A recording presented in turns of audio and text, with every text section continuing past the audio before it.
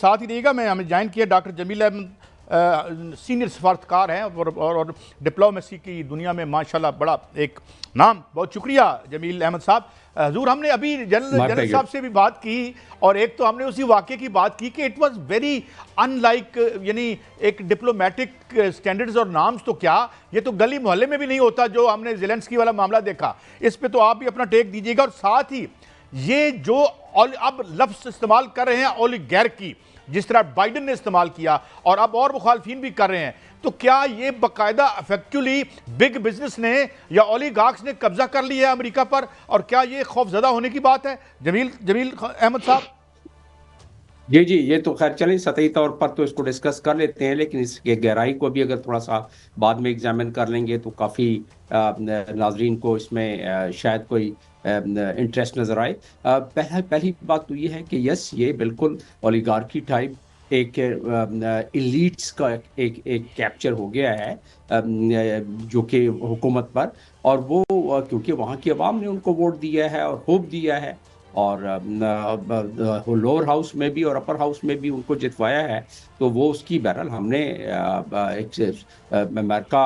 ایک super power بھی ہے اور ساورن کنٹری بھی ہے, وہ ان کا معاملہ ہے. سوال یہ پیدا ہوتا ہے تو اس کے مضمرات دوسروں پر, جیسا کہ وائٹ ہاؤس میں یعنی کہ اوول آفس میں پہلی مرتبہ امریکہ کی تاریخ میں یہ جو نظر آیا ہمیں تضحیک آمیز گفتگو, اس کو اگر شائستہ انداز میں پیش کیا جائے, ورنہ تو دیکھ لیں کہ جس طرح گلی محلے والی بات ہے وہ بھی نظر آتی ہے اس میں سے, تو بڑی تضحیک آمیز طریقے سے نان ڈپلومیٹک ان کنونشنل طریقے سے یہ گفتگو وہاں ہوئی اور کیمرے کے سامنے ہوئی. پہلے بھی ون آن ون میں کبھی کبھی ترشی آ جاتی تھی, لیکن وہ پبلک میں نہیں آتی تھی. جب بات پبلک میں آ جائے تو دو قومیں آپس میں آمنے سامنے ہو جاتی ہیں, اور یہی وجہ ہے کہ ڈونلڈ ٹرمپ بھی کہہ رہے تھے کہ آپ امریکنز کی تضحیک کر رہے ہیں, حالانکہ اس کے برعکس بات بھی چل رہی تھی ساتھ ساتھ. تو پہلی تو اس کی بات یہ ہے. دوسری بات یہ ہے کہ امریکہ میں اب جتنی بھی اب تک فیصلے ہو رہے ہیں اس سے آپ کو اندازہ ہو رہا ہے کہ وہ بلینئرز کا جو ایک ٹولہ ہے وہ حاوی ہے اس وقت حکومت پہ, اور میں نے پہلے بتا دیا کہ لوگوں نے ووٹ دیا ہے, تو اس لحاظ سے وہ اب رہا سوال کہ امریکن کے ساتھ کیا ہونا ہے, اس سے تو دنیا کا اتنا زیادہ سروکار نہیں ہے. لیکن کل بھی میں گفتگو کر رہا تھا کہ ظاہر ہے کہ امریکنز بھی اس کا برنٹ ان کو بھی آئے گا, خاص طور پر جو پے چیک ٹو پے چیک ہیں وہاں گزارا کرنے والے امریکہ میں لوگ, ان کو میرا اشارہ ٹیرف کی طرف ہے اور اس سے کنزیومر پرائس وغیرہ بڑھنے کی طرف ہے اور باقی بہت ساری چیزیں, تو یہ تو درست ہے. لیکن جب یہاں اس قسم کے اولیگارک اور ایلیٹس کا جب کسی جگہ تسلط ہو تو ان کی ایک پوری ایک سب کلچر ہے, ایک پوری نفسیات ہے. اس نفسیات کے تحت وہ فیصلے جب اسٹیبلشمنٹ سے ان کے یا ان کے اداروں سے ان تک جب ریکمنڈیشن پہنچتی ہے تو اسی طریقے سے بلڈوز کرنے کی کوشش کرتے ہیں یا حاوی آنے کی کوشش ہونے کی کوشش کرتے ہیں. بالکل ٹھیک ہے جمیل صاحب. میں جنرل صاحب سے ایک سوال کروں گا. جنرل صاحب پوائنٹ آؤٹ کیا ہے. میں جمیل احمد صاحب میں آپ کی طرف آتا ہوں. جو جنرل صاحب نے ایک بات کی ہے کہ ایک طرف تو وہ کہا تھا نا لینن نے کہ وار از ٹیریبل, اور کسی نے لینن نے کہا تھا یس اٹ از ٹیریبلی پروفیٹیبل. یہ گدوں کی طرح دیکھ رہے ہیں جو یہ اس کا خام اور را میٹیریل جو ہے ملکوں کے عوام ہیں, اور یہ سارے منرلز اور دھاتیں دیکھتے پھرتے ہیں. یہ کس قسم کی ورلڈ رولنگ ایلیٹ مسلط ہو رہی ہے جمیل احمد صاحب؟ جی ہاں, دیکھیں نیشن اسٹیٹس میں ہمیشہ وہاں کی ایلیٹ یا وہاں کے جو حکومتیں ہیں وہ اس سے فائدہ اٹھانا چاہتی ہیں, اور امریکہ نے کی جو ملٹری پروڈکشن انڈسٹری ہے, جو ہتھیاروں کی انڈسٹری ہے, وہ تو ایک بہت بڑا مافیا ہے. یہ بہت ساری جگہوں پر اس کا تذکرہ بہت سارے ایکسپرٹس کر چکے ہیں اس کا تذکرہ. آپ اس کی بات کر لیں, کل 2.86 بلین کی جو کل امداد یا قرض دی ہے یو کے نے, اور جب اس کا اناؤنس کرنے کے بعد فوراً اناؤنس کیا گیا کہ ہاں یہ ہتھیار جو ہے ہم یہ اسکاٹ لینڈ میں بنائیں گے, وہاں کو امپلائمنٹ بھی ملے گی, اور وہاں سے پھر یہ ہتھیار بنا کے ان پیسوں کا وہ لے کے چلے جائیں گے یوکرینین. تو وہ تو ظاہر ہے یہ پہلے بھی ہوتا آیا ہے اور اب بھی یہ بڑی قومیں. اور ٹرمپ نے کیا کہا؟ ٹرمپ نے کہا کہ ہم نے آپ پر اتنے پیسے خرچ کیے ہیں, we have to recover that. उसने बड़े उसमें कोई लगी लुपटी नहीं रखी ट्रंप ने, और कह दिया कि जी हम तो ये अपने टैक्स पेयर के पैसे हैं हम लेके आ रहे हैं, यहाँ तक कि अफगानिस्तान से भी हम हथियार लेके आ रहे हैं। तो लिहाजा वो उसकी तमाम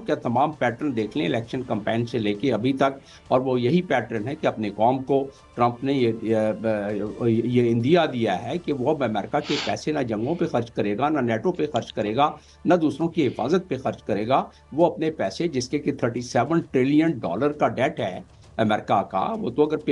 पेपर करेंसी ना हो और आज अगर डॉलर में लेन देन खत्म हो जाए तो अमेरिका तो बिल्कुल बैठ जाएगा। तो उस लिहाज से वो अपने कौम को ट्रंप उसने ये जो इंदिया दिया है उसके साथ वो चल रहा है। तो ये बात दुरुस्त है कि कौमें फ़ायदा उठाती हैं दूसरों की मजबूरियों से, दूसरों के मामला से, कि आप जहाँ जहाँ बड़ी ताकतों ने अपना तसल्लुत हासिल किया है। जिन मैं लीबिया में जब सफ़ीर था तो वहाँ एक बड़ी कॉन्फिडेंशियली अमेरिका का सफ़ीर वहाँ जो मेरा काउंटर पार्ट था उसने एक दफ़ा बस बड़े उसमें एक इनफॉर्मल से वन ऑन वन गपशप में, वो स्कूबा डाइविंग मेरे साथ किया करता था तो ज़रा स्कूबा डाइविंग में फ्रैंकनेस ज़्यादा हो जाती है, तो वहाँ जो उसने तस्करा किया मैंने अपने किताब में भी तस्करा कर दिया कि विल सेट हिम राइट। ये अल्फाज उसने एक सफ़ीर ने किए थे और कुछ अरसे के बाद वो ही वॉज सेट राइट कदाफी साहब। कहने का मकसद ये है कि जो नेशन स्टेट्स हैं उनको अपने पावर पे घमंड होता है। अमेरिका का $800 बिलियन का उनका मिलिट्री का बजट है, जन साहब ज़्यादा बेहतर तरीके से बता सकेंगे, और वो मिलिट्री माइट अब भी दुनिया में सबसे बड़ी मिलिट्री माइट है। जन साहब मैं यही सवाल जो है आपकी तरफ लेके जाऊंगा, जो यूरोप है, यूरोप इस वक्त जो है वो डॉक्टर साहब जिस तरह जनरल साहब कह रहे हैं कि इस तरीके से वो डिवोर्स नहीं होगी अभी यूरोप में और उनके माबैन, मगर मैं एक और एंगल से आ रहा हूँ कि ये जो नई एडमिनिस्ट्रेशन है एलन मस्क है और ये सब कह रहे हैं जी हम वर्ल्ड बैंक IMF ये जो ब्रेटन वुड ट्रीटी था, इसके बाद ये जो आपका वाशिंगटन कंसेंसस था, ये तो टूल थे जिसके ज़रिए अमेरिका ने डोमिनेट किया दुनिया को और गरीबों की ज़िल्लत में इजाफा करके अपना इकबाल बुलंद रखा। तो क्या ये इतने बेवकूफ़ हैं कि ये सारे USAID वगैरह ये नहीं, ये तो इवन NGOs के पैसे खा जाते रहे, आपको पता है अगर आप रिपोर्टें जाके देखें तो विल दे डू दैट, और ये इस तरह गो अलोन हो जाएगा डॉक्टर साहब?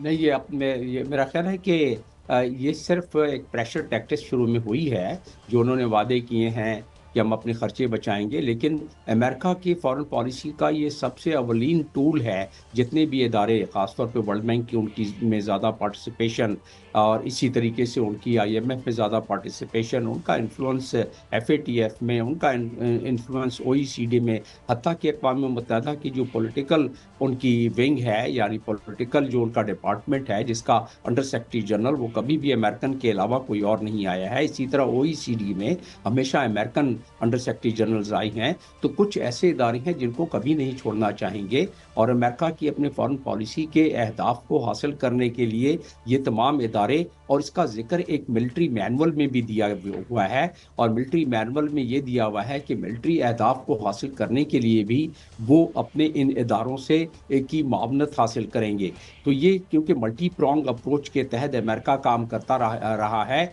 आप ये हत्ता के परसों के एक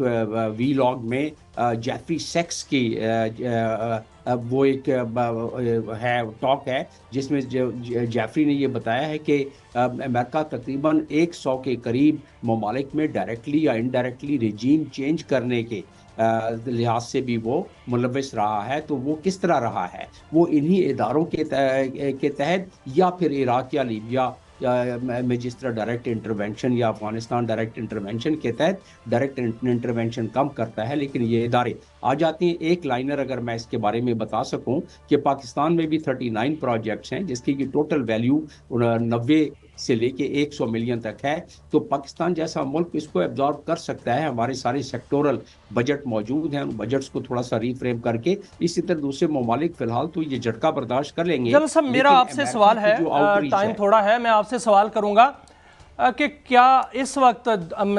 बहुत शुक्रिया जनरल रिटायर्ड गुलाम मुस्तफ़ा जनाब डॉक्टर जमील अहमद साहब। हमने एक दुनिया बहुत बड़ी करवट ले रही है, पलट ज़रूर रही